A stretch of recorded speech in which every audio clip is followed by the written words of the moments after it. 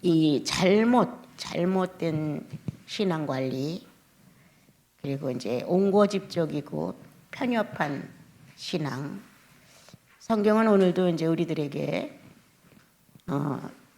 믿음의 신앙이냐, 행위의 신앙이냐, 이렇게 이제 밝혀주시려고 바울 형제님을 세우셔서 직접적인 본인의 경험을 가지고 기록했고, 이 본인의 경험이 수천 년 시대를 거쳐서 우리에게까지 이르렀습니다. 저는 가끔 생각해요. 우리의 완고와 잔인성에 성령 없는 신앙은 이거에 몇 배의 제약을 낳는다. 우리는 각자가 자기는 잔인하지 않고 너그럽고 그리고 인자하고 관용적이라고 생각을 합니다. 그러나 실제로 사건이 발생되고 본인 자체가 궁지에 몰리거나 손해를 보거나 억울하다 하면 그때에는 자기가 알고 있는 자기는 없어지고 자신도 모르게 제 악성, 내 속에 숨어있는 기질이 출발해 나오게 됩니다. 그래서 나도 이런 사람이었구나. 나도 이렇게 나빠? 내가 이렇게 잔인해? 내가 이 정도로 냉정해? 하고 자기 자신을 붙들고 고민할 수도 있습니다, 여러분. 정말 무서운 건 성령 없는 신앙이에요. 그래서 이제 바울 형제님은 우리에게 행위적인 믿음으로 성과를 요구하느냐, 행위적인 신앙으로 모든 걸 해결하려고 하느냐, 아니면 한 것은 없지만 믿음으로 은혜로 받아서 감사와 고마움으로 신앙을 갖느냐, 이렇게 질이 다르다는, 행위를 강조하는 질과 믿음으로 감사함으로 받아들인 질은 엄청 다르다는 거예요. 그런데 본인은 어떤 사람이었냐? 행위로 성과를 얻어서 행위로 완벽하다는 소문을 내고 내가 믿는 이 율법을 숭상하는 이 신앙이 최고라고 알려주고 싶고 그 최고의 수준의 위치를 본인이 터득하고 가지고 있는 것처럼 삼자들이 알아주기를 바라는 신앙인이 그런 사람이었어요. 그런데 정말 갑자기 예수 그리스도가 그분에게 나타나서 그의 완고를 와르르 무너뜨려줬죠. 누구보다도 정직하다, 진실하다, 확고하다 하다는 완성적 목표에는 최고를 달리고 싶어하는 바울의 마음이었습니다. 자존심 강하고 완고하지요. 이러한 형태의 자기는 어떤 율법의 존귀보다도 그 율법의 이상이 좋아. 여호와 하나님이라는 신을 섬기는 그 이상이 좋은 거예요. 그 이상이 좋아서 거기에 빠졌어요. 그게 실제로 살아서 움직이는 말씀이었다면 그렇게 안 됐는데 어떤 신앙의 어떤 종교의 한 목표가 너무 좋은 거예요. 그 내용이 남 보기에도 좋고 나도 이상적으로 그걸 붙들고 싶고 끝내는 그러한 신앙을 가졌다고 하는 걸 뽐내고 싶고 자존심으로 이걸 세우고 싶은 이러한 기질이 있었고 또 그런 종교성이었죠. 그래서 성령을 통해서 무너진 자리가 없는 거예요. 성령을 통해서 조금이라도 무너진 자리가 있었으면 그렇게까지 완고하지는 않습니다. 그런데 성령을 통해 무너진 자리가 없었기 때문에 종교라는 명목을 붙들고 이상적인 종교인으로서의 자기 모습을 굳히고 싶은 거예요. 그렇게 살아온 우리는 나는 나에 대하여 관용적이고 나는 나에 대해서 용서하고 나는 나에 대해서 아주 너그럽죠. 나는 나에 대해서 여유가 있어요.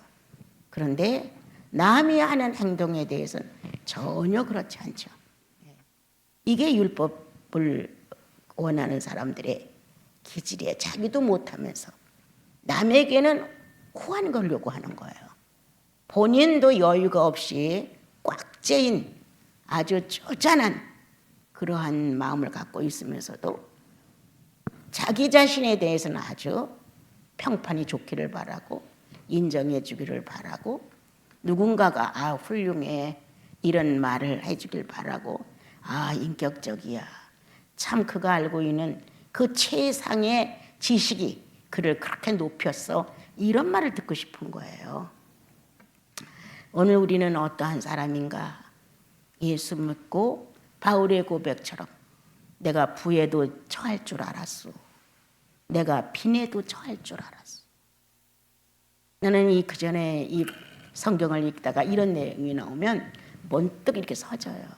과연 나는 빈에도 처할 줄 알았고 부에도 처할 줄 알면서 한결같은 심령의 저울 지었을까?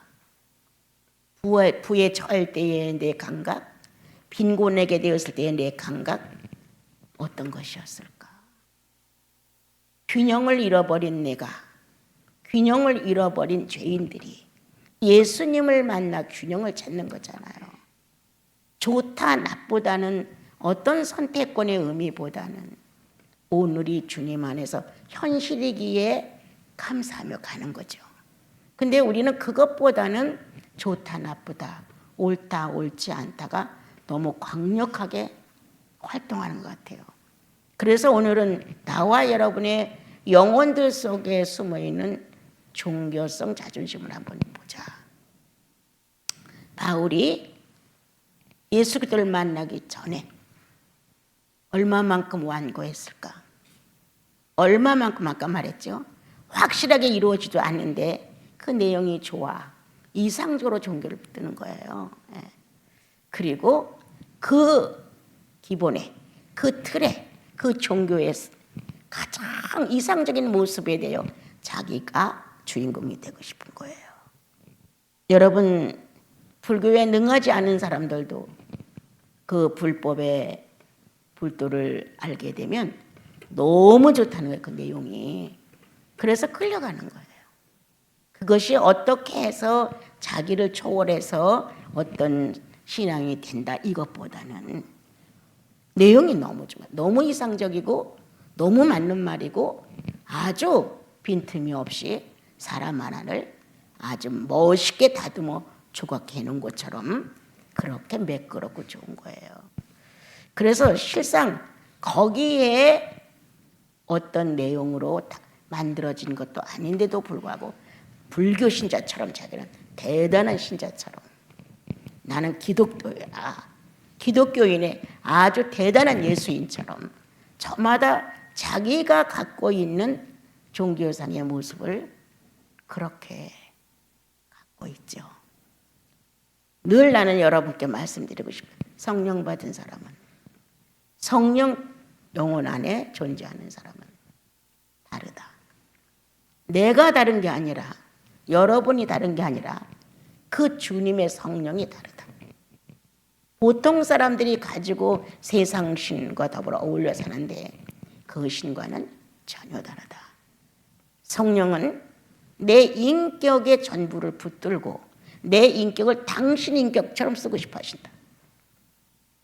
성령은 내 인격을 붙들고 당신의 인격처럼 사용하고 싶은 거예요. 그게 성령의 요구예요. 그런데 우리는 성령의 요구가 뭐야? 내가 기뻐지는 거? 내가 부해지는 것? 내가 만족해하는 거? 내가 신바람 나서 하는 거? 이런 식으로 우리는 생각을 하는 거예요.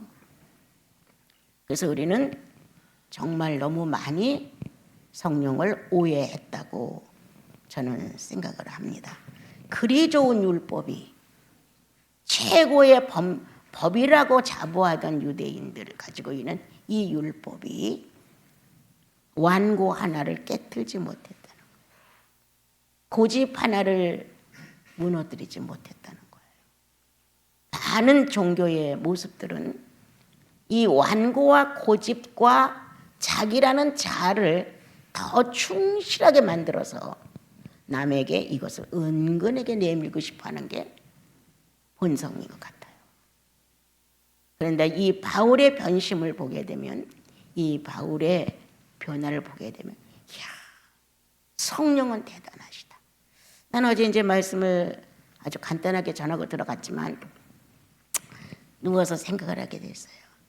옛날 내가 갈라디아서를 붙들고 눈물이 이렇게 한쪽으로 옆으로 누워서 흘러내려서 이 벽에가 이렇게 젖었던 생각이 났어요.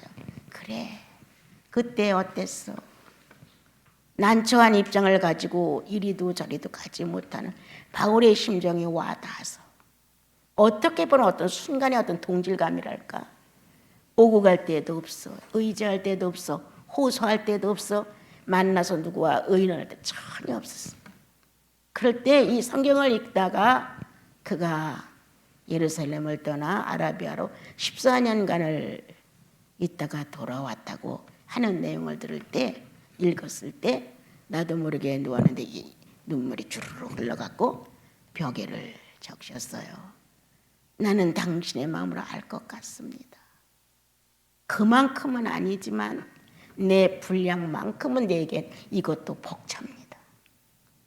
바울은 큰 그릇이니까 그만큼의 분량을 감당하면서 외롭게 고독하게 적막하게 자기 하나를 연단시키면서 아무도 자기 편이 되어주지 않은 그 시점에서 얼마나 많은 갈등과 방황과 되돌아갈 수 없는 성령의 역사와 어마어마한 연단이었을 거예요. 그런 것을 이제 생각했어요. 정말 어처구니 없이 그럴 만한 형제들이 이단이라고 하면 어려워요. 정말 구속도 모르고 붕붕 뛰기나 하고 은사나 좋아하고 이렇게 믿는 사람들이 무시하는 거나 이단이라고 하면 별 관심이 없어요. 그런데 구속이 확실하고 그리스도의 만찬의 참여가 확실하고 형제 자매라는 혈통에 대하여 친근한 사람들이 이단이라고 했을 때 난 초점을 잃은 적이 있었어요. 내가 어느 신학을 나온 것도 아니고 어느 파에 속한 것도 아니고 단 하나 무교의 주의자처럼 예수 한 분만을 바라본 것 외에는 아무것도 없는 거예요. 만약에 종교 재판이 벌어지는 시대라면 나 같은 사람은 변해줄 사람이 한 사람도 없는 거예요. 이 사람이 믿는 예수가 옳다고 그렇게 해명할 사람이 하나도 없는 거예요. 그래서 그때 그랬을까?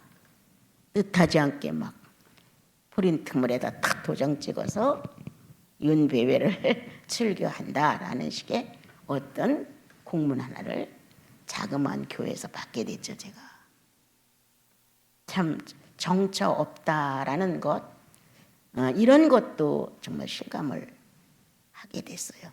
쉴 만한 자리가 없는 거예요. 여기 가면 여기대로 자기들의 주관을 피고 자기와 같은 의미를 가지고 신앙생활 하기를 바라는 거예요. 다 똑같겠죠. 또 여기 가면 또 여기대로 그러는 거예요.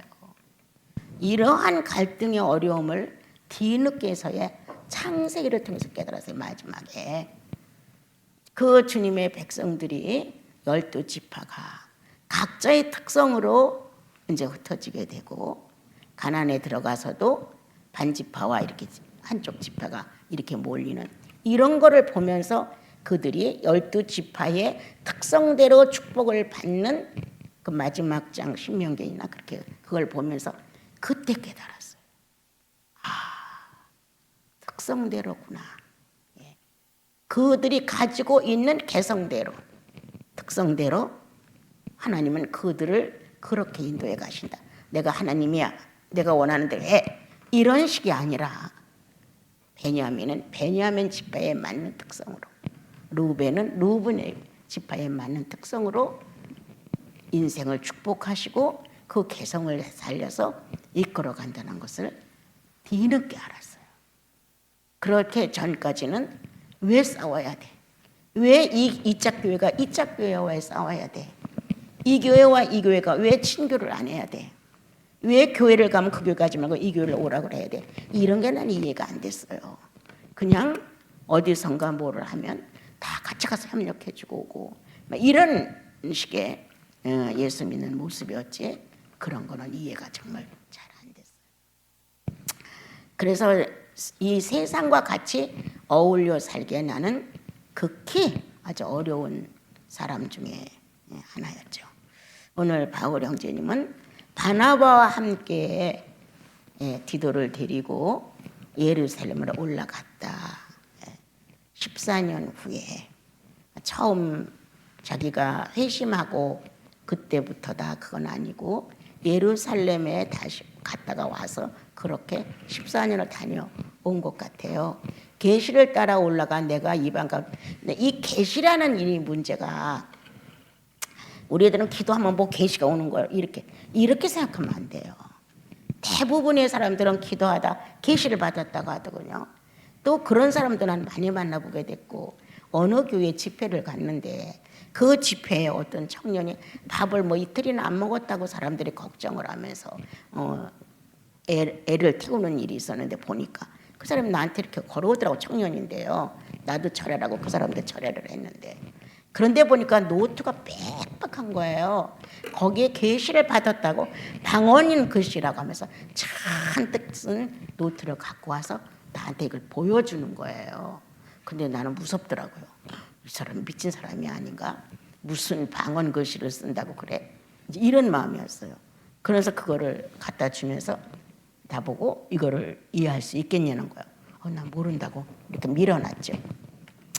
한 시간 정도 있다가 또 와서 이분이 그걸 그대로 이거 좀 한 번만 읽고 얘기 좀 해달라는 거예요. 난 이런 글씨 하나도 모른다고 난 이게 무슨 소리인지 모르겠다고 그렇게 하니까 나중에 이제 화를 내면서 갔어요. 그냥 방언을 필기한다, 방언을 한다, 계시를 받았다 이런 게 난 너무 그 당시에 내가 처음 예수 믿을 때 흔했어요. 그런데 지금 성경상에서 나오는 계시는 그렇게 무모한 계시가 아니라 거의 경험에 의한 계시입니다. 우리가 예수 믿고 자꾸 환상적으로 또 이렇게 마음을 많이 쓰다 보니까 착각적으로, 상상적으로, 추상적으로 그런 것들이 나타나는데 다는 아니라고 하는 건 아니에요. 더러는 구약 시대에 있었던 것도 신약 시대에 있을 수 있기 때문에 아니지만 대부분이 아니에요. 그리고 정말 계시는 경험에 의한 구약 말씀에 근거한 이게 제일 먼저예요. 구약 말씀에 근거한 내용들이 다시 재현될 수 있는 계시냐. 또한 정말 경험을 그리스도 안에서 자기 신앙을 근거로 하여 성령의 뚜렷한 경험으로 제시하는 것이 확실하느냐. 이렇게 됐었을 때는 우리가 계시라고 말을 해요. 너무나 또 계시를 반대하는 사람들 있어요. 절대 아니다. 신구약 외에는 아무것도 아니다. 계시는 없다. 이렇게 하는 사람도 있지만 그것도 난 반대 안 해요. 완벽하게 성경을 위주로 계시를 성경에다 근원을 놨다면 그것도 맞다.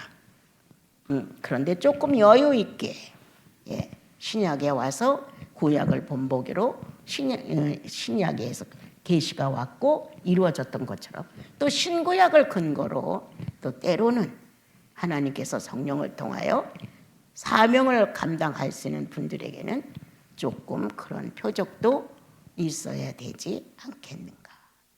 계시라고 하기에는 그렇지만 예감이라는 것도 있고 만나지 않았던 어떤 사람이 왔는데 저 사람 나 아는 사람이야 이렇게 할 정도로 친근감이 갈 수 있는 것 어느 날 영혼 안에서 기도와 함께 움직였던 사건이 있었다는 뜻이에요. 그래서 이제 우리는 그냥 덮어놓고 망상적인 계시 이런 거는 아니에요. 누굴 어떻게 해봐라 뭐 어쩌라 막 이런 식으로 무당이 점을 치듯 그런 식으로는 절대 아니죠. 그리고 자기에게 그러한 것이 왔다 할지라도 나는 자격 없음을 인정해라. 나는 자격 없습니다. 이렇게 성령의 어떤 특별한 계시를 받을 만한 자격이 없습니다. 또한 이것을 현실화시켰다 할지라도 끝까지 책임질 만한 능력이 주님 나라는 없습니다. 이렇게 사양을 해도 괜찮습니다. 실제로 주님께로부터 왔다면 내가 사양을 하고 안 하고의 관계가 없습니다. 끝내 이루어지고 맙니다. 만약에 발람이 정상적으로 언어를 썼다면 발람의 혀를 열으실 건데 그가 정상적인 언어를 안 쓰니까 나귀의 입을 열어서 하나님의 일을 하셨습니다. 그렇게도 하니까. 그러니까 하나님이 하시는 일을 단정지어서 규명하지 마라. 어떻게 될지 그는 누구도 알 수가 없는 겁니다.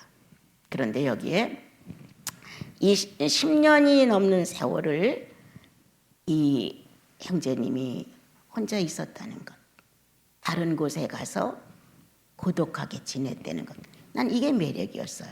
예. 하나님 속에 푹 젖어 은둔했다는 것. 옛날에는 구약 시대에 그 율법을 붙들고 막 몸부림을 치고 의인의 모습을 갖춰보려고 최고의 노력을 해보고 위선을 다 떨어가며 살았던 그가 예수님을 만나 발가벗었단 말이에요. 그대로 자기의 실체가 드러났어요. 그런데 어디하여 응거하여 쉴 만한 곳도 영접해 드리는 곳도 없었을 때 그는 사도들을 만나러 가지 않았다. 자기보다 월등한 사람들을 만나러 가지 않았다. 그는 단정히 한 분 자기의 구주 예수 그리스도를 만나러 갔다는 거예요. 나는 은둔이라는 것을 잘 몰랐어요. 정말 모르고 예수 믿었는데 이런 마음이 생겼어요. 그렇지. 예수께 직접 배우지 않고서야 어떻게 알겠는가. 주님께 직접 배웠구나. 이런 마음이 꽉 들어온 거예요. 예. 나는 예수 그리스도가 40일을 금식하시고 성령에 이끌려 사단과 맞대면하면서 3번의 시련을 겪는 내용이 오잖아요. 그게 그렇게 난 충격적이었어요. 이야, 하나님은 예수님도 이렇게 연단하시는구나. 그냥 연단이 아니라 얼마만큼 하나님과 1대1의 시간을 충족히 가졌는가를 테스트하는데 얼마나 깊은 은둔이었냐. 자기를 넘어설 수 있는 은둔이었단 말이에요. 어마어마한 거죠. 예. 그러한 것을 경험한 이후에 그 경험을 토대로 사단은 예수 그리스도를 막 흔들었죠. 3가지로. 그런데 주님은 그 3가지를 다 하나님을 근거로 정리를 하셨습니다. 아주 깨끗한 정리를 하셨어요.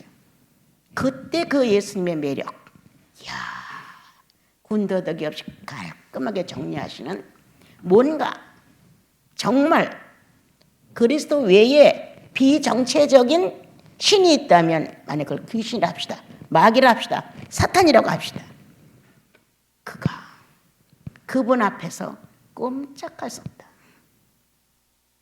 그냥 무릎을 꿇고 당신은 나의 구원주시라고 소리칠 수밖에 없을 만큼 마귀도 하나님의 한 분인 것을 알고 떠나갈 수밖에 없는 이러한 상태를 이분이요 경험을 하셨구나. 은둔. 영혼은 은둔하는 시간이 필요해요.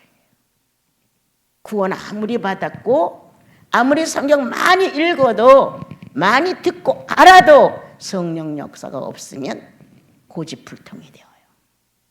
불쌍한 사람 불쌍히 여기고 용서할 사람 용서할 줄 모르는 것은 성령 없는 사람과 똑같아요.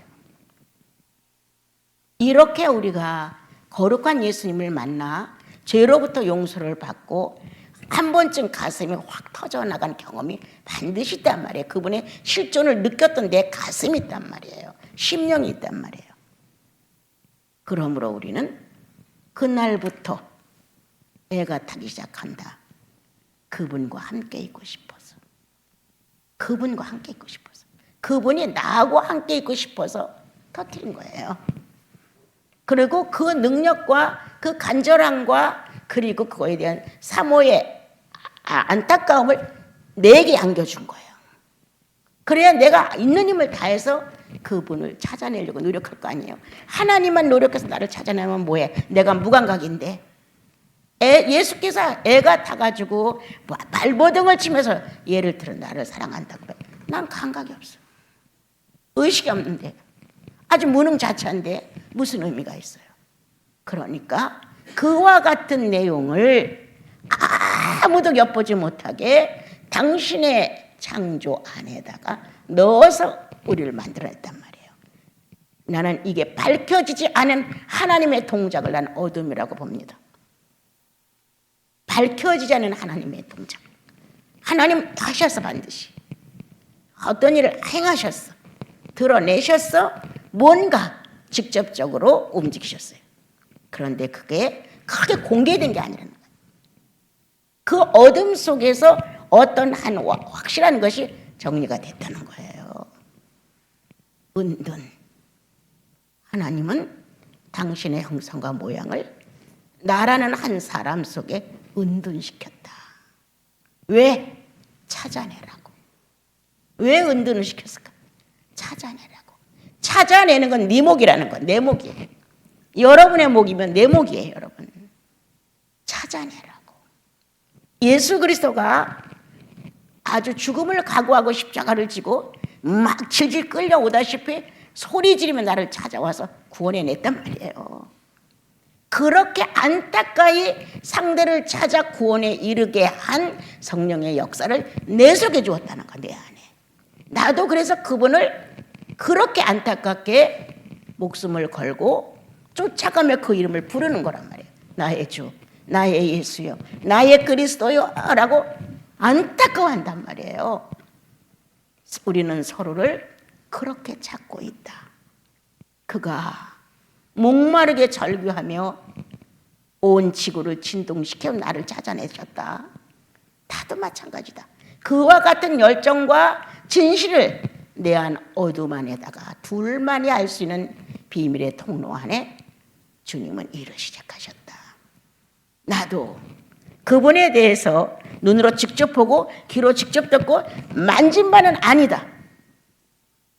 그런데 그리스도를 만나 거듭난 이후 어두움에다 당신의 역사를 새겨놓은 그때부터 나는 달리기 시작했다. 그분이 알고 싶었다. 어떤 분일까 찾아내고 싶었다. 음식도 맛이 없었다. 잠자는 것도 싫었다. 어떤 시간 하나를 허비하고 싶지 않았다. 그것은 내 열정이 아닌 그분의 열정이었다. 나의 간곡함이 아닌 그분의 간곡함이었다. 우리는 자연적으로 은둔된 캄캄한 그곳에 하나님의 열정이 나를 찾아 달려오고 있고, 거듭난 나는 그 똑같은 열정을 가지고 예수 그리스도를 찾아 달려가고 있다. 은둔이다. 무엇이든지 해결할 수 있다고 한다면 신앙 안에서 신앙에 맞춰서 은둔하지 않으면 안 됩니다. 은둔하지 않으면 아무리 신령해도 주님과 은둔된 시간을 안 가지면 머지않아 율법됩니다. 아무리 잘난 척하고 뛰어나고 나 내 할 일 다 하고 뭐 한다고 해도 은둔하여 서로의 의식을 찾아내지 아니하면, 밤의 역사가 이루어지지 아니하면, 어두움이 지나가지 아니하면 인생은 바꿔지지 않습니다. 절대적입니다, 여러분. 그러므로 바울은 회심하고 상황의 어려움, 많은 곤란, 시련 있었지만 더 급한 것은 예수를 아는 것이다. 어설프게 알아서는 안 돼. 어설프게 알면 죽도 밥도 안 돼. 다시 율법으로 돌아갈 수 있고, 여기 유대교인처럼 율법과 복음을 짬뽕하자는 거예요. 이 싸움의 갈라디아서는 율법도 중요하니까 할례를 받아야 되고 절기도 지켜서 안식일이니 뭐니 이런 걸 지켜가면서 그리스도의 구원도 짬뽕하자, 이 말이거든요, 여러분. 은둔하지 않은 사람은 혼합적입니다. 자기를 그렇게 애타게 자기 몸을 부수면서 자기 영혼을 완전히 불태우면서 나를 찾아낸 그분의 어둠 속의 작용. 나는 그것으로 다시 일어나 그거에 전도되어서 나도 그분을 그렇게 찾지 않으면 살 수 없다는 그러니까 물질의 관계로 기도하는 건 아니에요. 무엇 주십시오, 이루어 주십시오, 먹고 싶습니다, 갖고 싶습니다, 이런 부질없는 종교가 아니에요. 예수 믿는 거는요, 여러분. 어쩌다가 이 잘못 믿어가지고 우리가 나 사는 동안 나를 좀 잘 되게 해달라는 거예요. 엉터리 신앙이죠, 이거는. 난 어느 날 성경을 보다, 그 옛날입니다, 여러분. 크게 막 대성통곡을 한 적이 있어. 아무도 없으니까. 고작 이렇게 하려고 주님 당신은 몸을 버리셨습니까? 이거 아무것도 아닌 가죽 같은 이 피레미 같은 이가 여기서 예수 없이 그냥 살다가 이대로 죽으라고 당신이 십자가의 못을 박았단 말입니까? 하나님의 대역사라는 구속사업을 놓고 이렇게 효과가 없어야 되겠습니까? 이러고 울었다니까요, 여러분. 생각을 해보세요. 그분의 죽으심이 이렇게 가치가 없어? 너 뭐야? 그분의 죽으심과 수모와 고난과 고통과 부활의 아침이 오기까지의 그 한 인생이 짓밟힌 그 하나님이 그렇게 된 사건이 그렇게 가치가 없어? 이건 또 뭐야? 이러고 엉엉 울었어요. 나 때문에 당신은 어마어마한 손해를 보고 계십니다. 이대로 놔두면 난 진흙입니다. 주님, 나를 이대로 모른 척하면 나는 똑같습니다. 가룟 유다나. 다를 바가 뭡니까? 그러면서 주님 앞에서 엉엉 울은 적이 있어요. 그렇게 우는 것도 내 마음대로 되겠어요, 어디에? 그러나 내 영혼은 뭔가를 느끼는 거예요. 그리고 이래 갖고는 예수의 존재가 내 현실에 우수하지 않다는 거예요. 결코 아니라는 거예요. 내가 휘두르고 싶은 대로 종교를 만들고 나가겠지. 이들이 지금 그렇게 믿고 싶은 거예요. 할례도 좀 받고 그리스도를 통해서 구원도 받고 뭔가 술에 취한 듯한 성령도 좀 받고 이렇게 살고 싶은 거예요, 여러분. 평생 방언 못하면 어때? 평생 환상 못 보면 어때? 평생 은사 체험 없으면 어때? 평생 가난하면 어때? 평생 병신이면 어때? 성령은 내 안에서 온전한 그리스도를 발견하고 싶어 하신다. 그런데 우리는 성령의 역사를 맡고 있는 게 바로 나와 여러분이에요. 이 사람들은 율법을 가지고 성령 역사를 방해했습니다. 그러나 우리는 지금 무엇으로 성령 역사를 방해하고 있는가? 은둔, 영혼을 고역에 놓지 않는다. 은둔, 하나님을 찾아 똑같은 갈망으로 경주하지 않는다. 예수님이 자신을 버리고 이렇게 달려왔다면 나도 나 자신을 버리고 예수를 향해 이렇게 뛰리라, 경주자가 되리라. 이런 같은 마음의 동질의 능력을 가지고 달려가야 된다, 은둔은. 그래서 어떤 한 정점에서 둘이 만나 놀랜다. 이런 은둔의 시간을 바울 형제님이 가졌다는 거예요.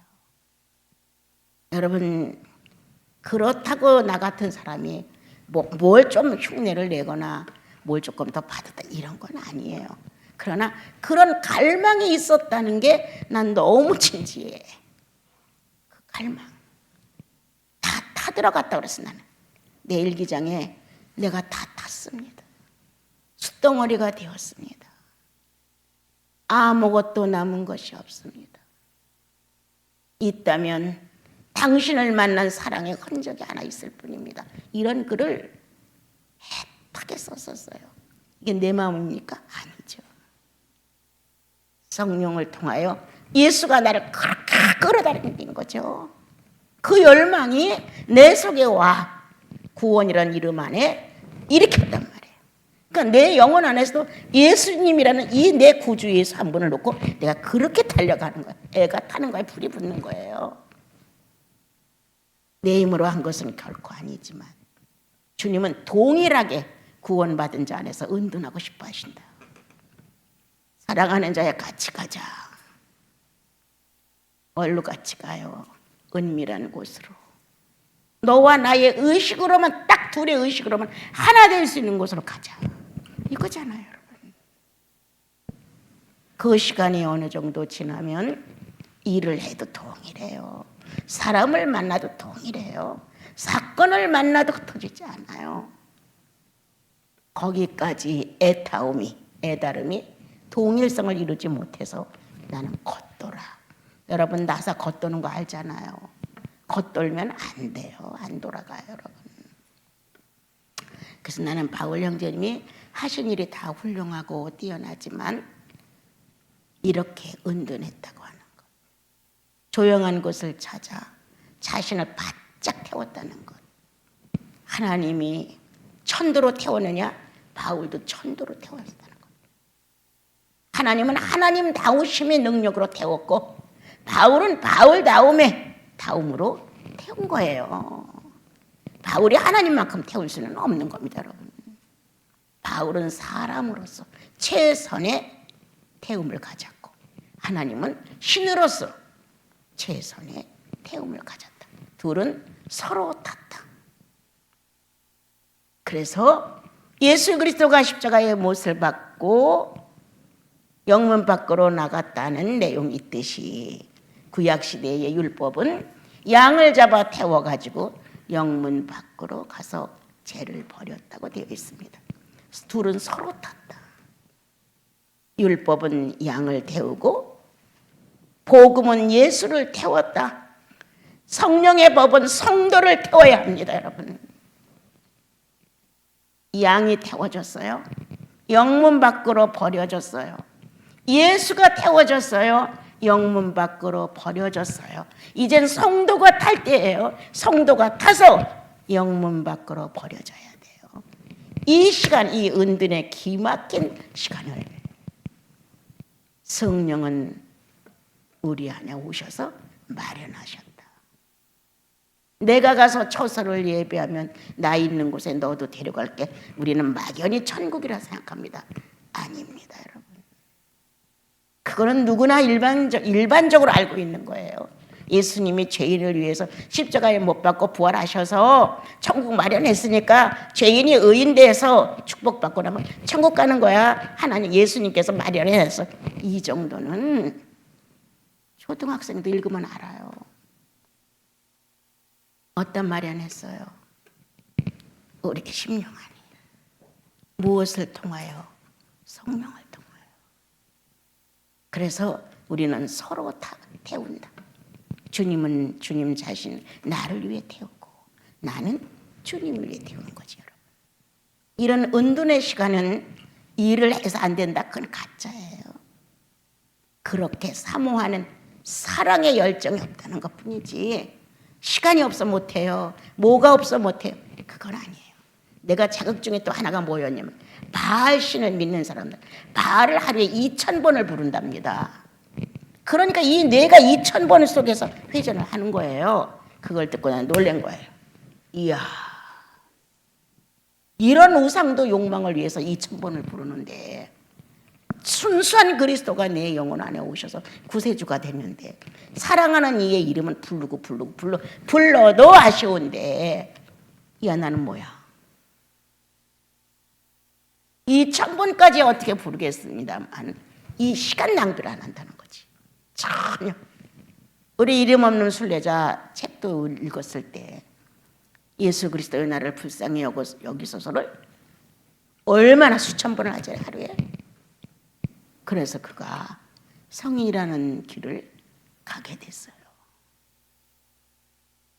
오늘 이 바울의 좋은 점, 예수 받아들이고 나 이렇게 해서 예수 믿고 다말섹에서 이런 문제가 생기고 막 이렇게 떠버리며 간증하러 다니지 않았다는 것.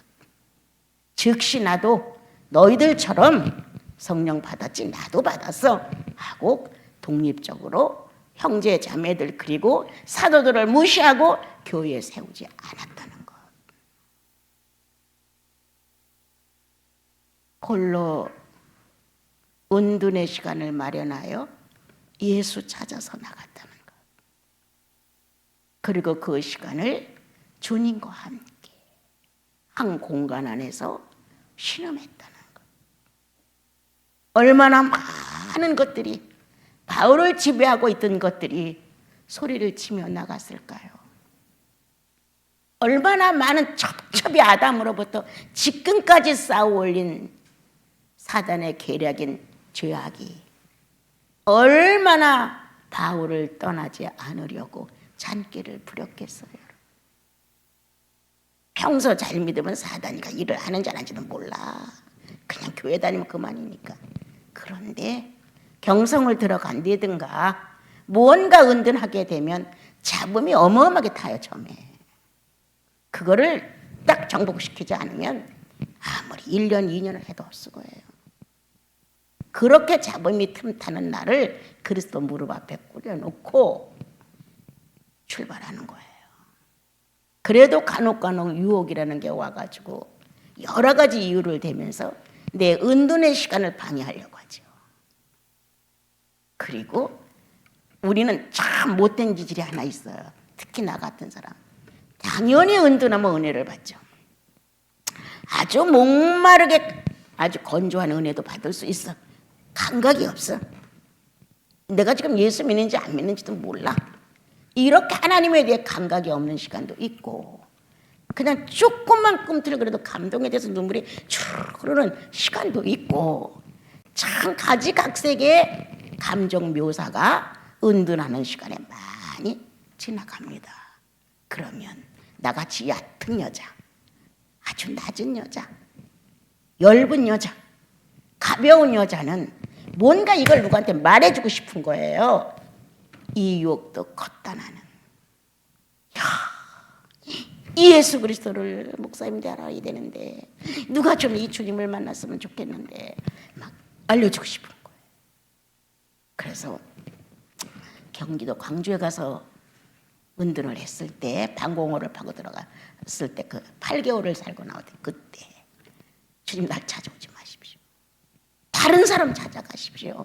나 찾아와 봤대죠. 나는 방구석에서 나 혼자 사는데 누구에게 이 예수를 전달합니까? 못합니다.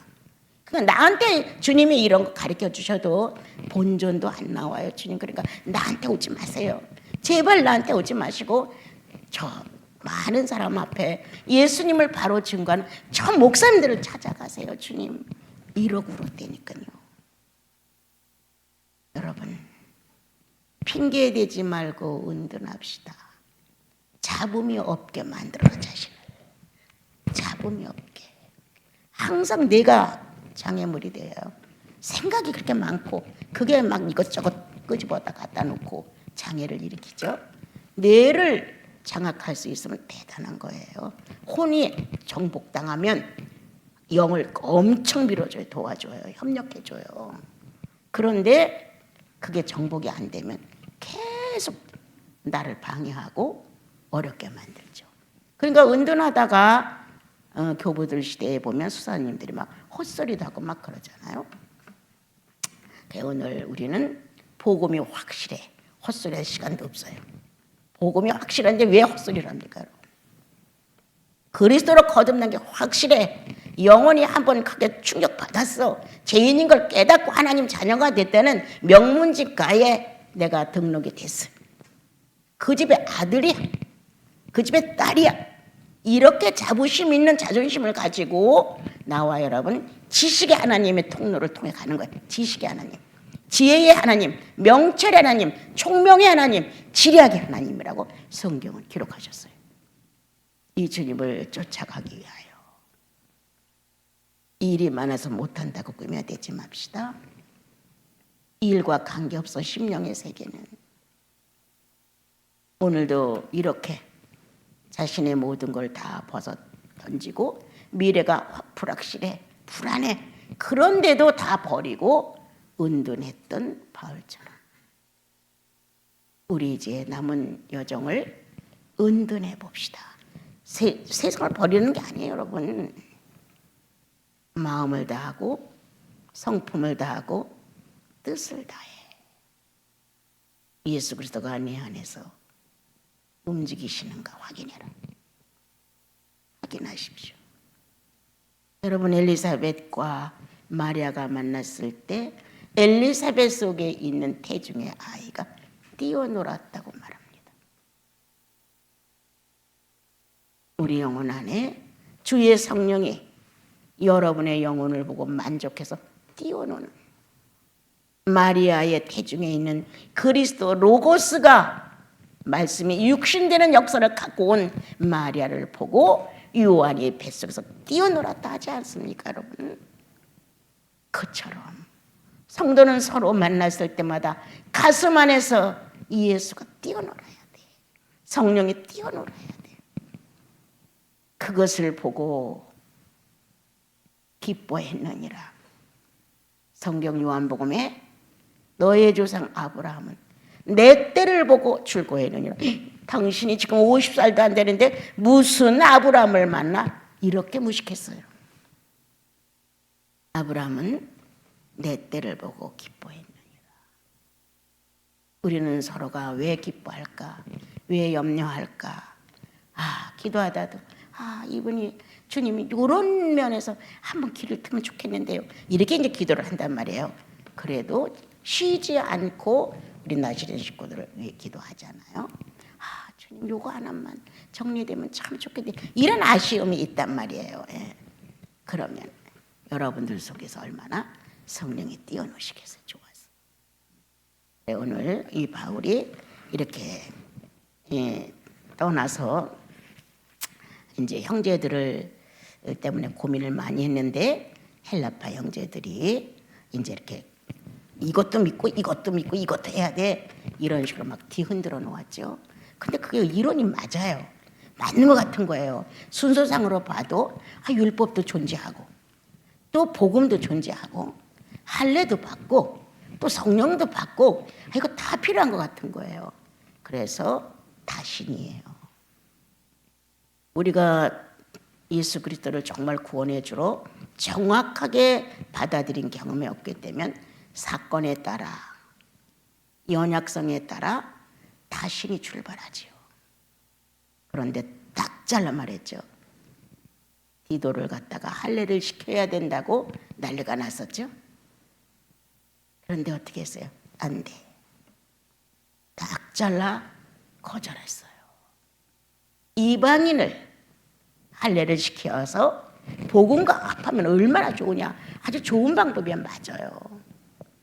그런데 바울은 아닙니다. 복음엔 할례가 필요 없습니다. 그렇다면 그리스도의 죽으심은 헛된 것입니다.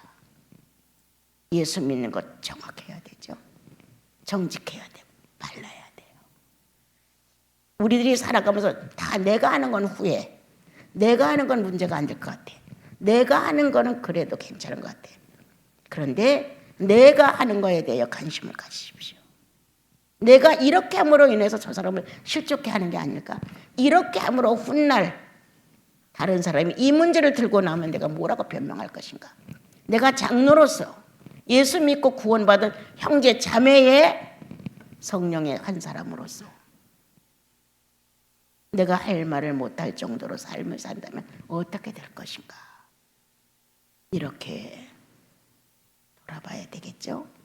정확하게 말씀하십시오. 나는 할례가 필요 없소. 이방이나 할지라도 복음으로 끝나오. 이렇게 바울이 말한 것처럼 내 삶의 모든 것이 많이 흔들려서 불행이 온다 할지라도 주님을 의지하고 거듭난 사건에 대해서는 불신이 있을 수 없소.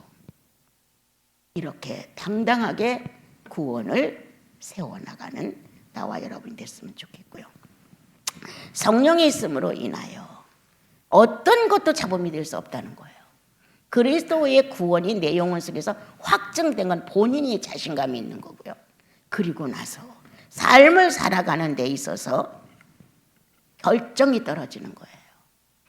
봐라, 하나님은 어떻게 하셨냐. 나는 늦게 태어난 사람이다. 나는 예수님을 본 적도 없다. 주님과 대화를 한 적도 없다. 주님이 그렇게 많은 기적과 이적을 베풀어서 하나님께 영광을 돌린 것도 못 봤다 나는.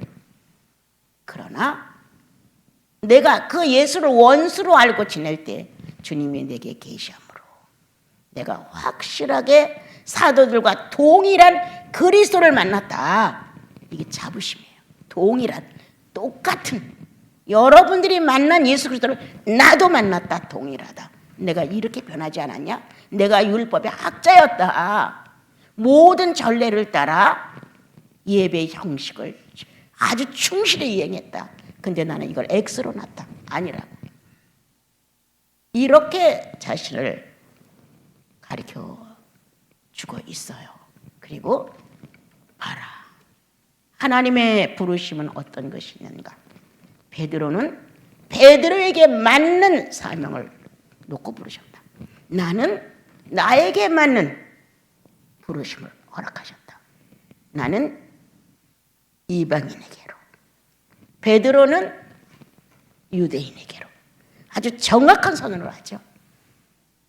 내가 장로로서 나는 이렇게 할 것이다. 내가 목사님으로서 이렇게 할 것이다. 내가 구원받은 한 사람으로서 이렇게 정리할 것이다 라는 분명한 주관이 있어야죠. 베드로가 그렇게 창피를 크게 당하지 않았습니까, 여러분? 외부에서 유대의 사람들이 오니까 그냥 밥을 먹다가 그냥 도망가지 않았어요. 이런 식이 돼서는 안 된다는 거죠.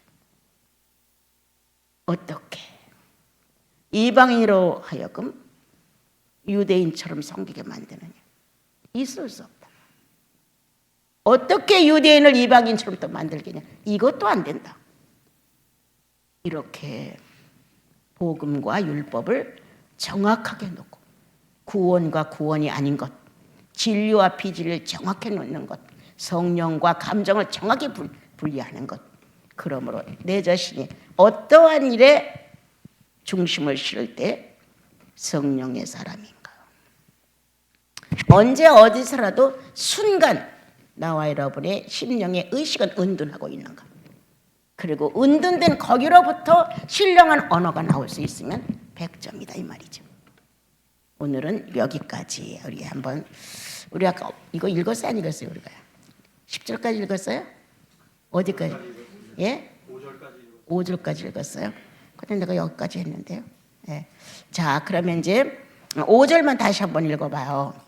그들에게 우리가 한시도 복종하지 아니하였으니 이는 복음의 진리가 항상 너희 가운데 있게 하려 함이라. 예. 절대 복종하지 않는다. 진리와 비진리를 정확히, 다른 신과 성령을 정확히, 내가 믿는 한 사람으로서의 믿어온 생활을 정확히, 그리고 거듭난 사람은 은둔의 시간이 필요하다. 언어를 줄이고, 보는 것도 줄이고, 듣는 것도 줄이고, 먹는 것도 줄이고, 입는 것도 줄이고, 전체 오감 오성이 움직일 수 있는 것 최대한으로 좁혀라. 은둔할 수 있는 좋은 모습이죠. 일을 하면서도 성령과 나는 캄캄한 어떤 공간에 은둔하고 있다 둘이. 그리고 같은 합의점을 찾아 인격으로 출발한다. 그건 은둔의 의미입니다.